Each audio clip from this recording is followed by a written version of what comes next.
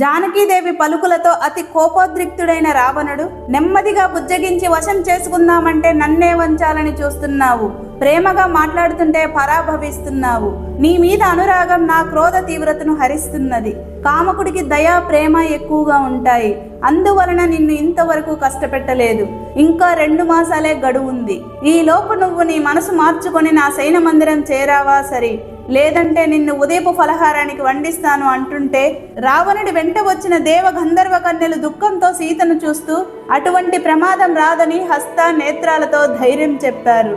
అప్పుడు జానకీదేవి, రావణ, ఈ అకార్యం నుండి నిన్ను సక్రమ మార్గాన్ని నడిపించేవాడు ఒక్కడు ఈ లంకలో లేడు, అంటే నీ పరిజనులందరూ నీ నాశనాన్ని కోరుతున్నారు. ఇంద్రునికి శచీదేవి వలె నేను శ్రీరాముడి ధర్మపత్నిని, అటువంటి నన్ను వాంఛించేవాడు ఈ ముల్లోకాలలో ఉండడు. శ్రీరాముని క్రోధాగ్ని నుండి నువ్వు తప్పించుకొనడం అసాధ్యం, రణరంగాన ఆయన మత్తేపము, నువ్వు చెవుల పిల్లివి అంటుంది జానకీదేవి. వింటున్నాడు Hanuma. Friends, follow the next wonderful video.